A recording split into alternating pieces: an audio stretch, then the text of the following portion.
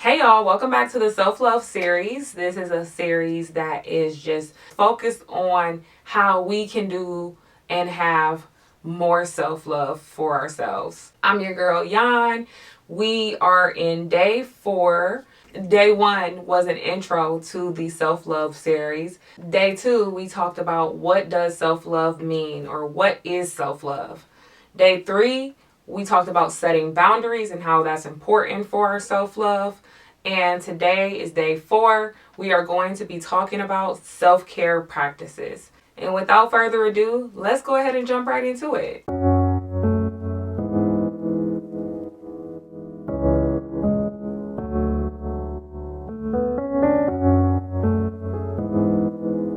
In day 1, I asked ChatGPT for self love examples. And ChatGPT gave me about 10 different examples. And each one she kind of broke down, he, sorry, don't want to keep misgendering, but anyways, in each example, ChatGPT broke down a detailed explanation of them all. So today's self-care practices basically summarizes as engaging in activities that promote physical, emotional, and mental well-being, such as exercise, meditation, or hobbies. And I think self-care practices are so important, and I, of course, practice them as well. And one of the things that ChatGPT mentioned was exercise. So this is something that I've put in place for the past 3, almost 4 years now. And self-care practices are so important because it just promotes that, physical and mental and emotional well-being of ourselves. And so when we talk about self-love, it's pouring into ourselves. It's doing stuff that helps us. And we want to talk about self-care practices because we have to implement and have that self-care. In day 3, I just kind of talked to you all about how we are saying no because we might have to set a boundary because it's something that we need to do for ourselves. When we get into self-care practices now, we're just talking about, okay, say in the setting boundaries, you decide to set a boundary, right? And now you say to yourself, I'm going to actually take this time to actually do something that's self-care related. So that might be exercise, but also it mentioned hobbies.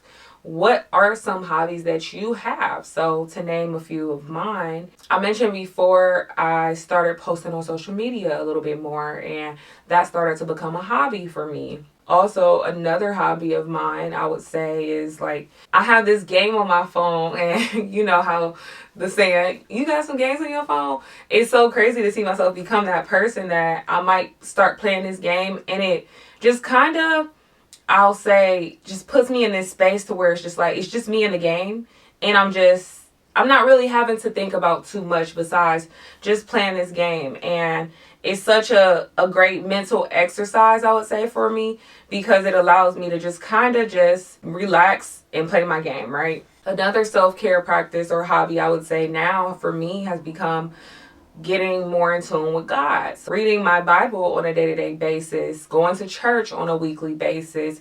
These have been things that have been great self-care practices for me because as I've strengthened and built my relationship with God, I'm starting to see things around me in a better spectrum. And I think that's just kind of what that's about. And that going to church and getting more connected with God for me has been such a great spiritual piece for me, but also a great mental piece for me.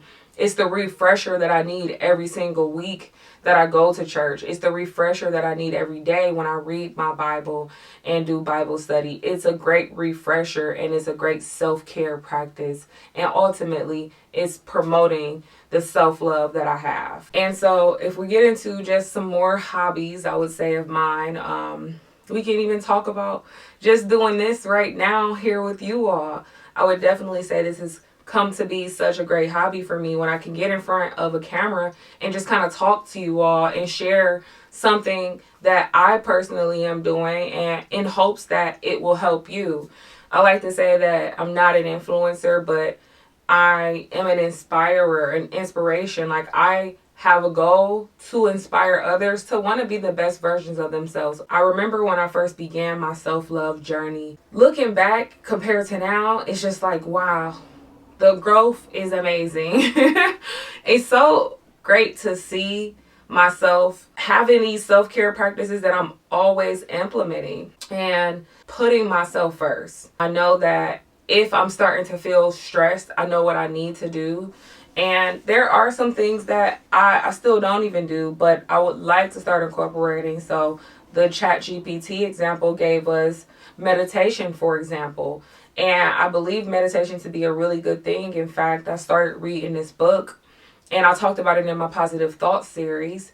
It was a book that basically helped me kind of practice mindfulness, and I realized the importance of meditation by reading that book, because they had us meditate and sit and literally just walk through meditating. Alexa actually has something, if you all have one, and I've been actually doing that. So it's, I think, about a couple of minutes long, but every morning she'll say, hey, this is your daily meditation, and she has you like focus on something. So the other day she's like, close your eyes and think about something that you really want, and then think about some people that you love and imagine them saying congratulations on whatever it is that you want.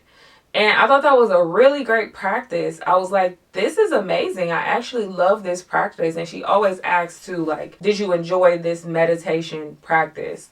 And I think that's something that we can also start implementing. And although I haven't done as much meditation as I wanted to do, I think it started with that first step of just doing something so small. So like that 1 to 2 minute exercise with Alexa has been helping me a lot.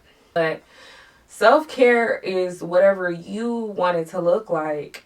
So I challenge you and encourage you to think about some things that you want to do. If you don't even have a hobby, go out and try some things. But the goal is really to find what it is you like to do, what it is you love to do, what it is that brings you peace and joy and satisfaction.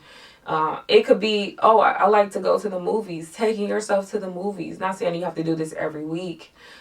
We also want to be cognizant about, not overspending and feeling like we have to spend money in order to practice self-care. There are other areas that you can practice self-care. So like in the I wouldn't say summertime, but spring, when the weather starts to get better, I like to go on walks.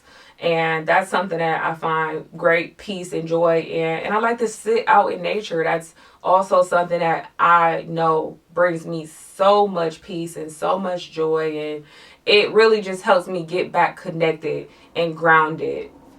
And so that's also something that I find to be a really great hobby and self-care practice for myself when I'm feeling just kind of overwhelmed and just feeling like there's just so much going on. But yeah, ultimately self-care, it could be spending money, but it could also be not spending money. But I want us to have a good, healthy balance of both. So, it might be a time where you're like, I want to just go ahead and go take myself shopping or whatever the case may be. But I want us to also be able to be at home, for example, and say, you know what, today's a self-care day, and relax. Like, what does that look like? It could even also look like I just want to sit in bed and watch movies. Another thing, too, that I was thinking about is just how sometimes we get so caught up in the day-to-day of things that we don't allow ourselves to rest. And it's okay to rest. My stepmom actually said something to me one time that stuck with me. I was like, I feel like I don't have much going on right now. And she's like, it's okay to not have much going on sometimes. And I really thought about it, like, you're right. It's like, sometimes we think we always have to have something going on, but we really don't have to always have something going on. We can take a break. We can relax, and that is okay. It is okay to have a just relaxing day or a week where you just don't have much of anything going on. But take it as a reminder that it's your time to rest, so that when you do get back to whatever it is you're working towards or working on, you're not so hard on yourself about it. But you know, okay, I am allowing myself to get rest, but I also know, there's grind time over here.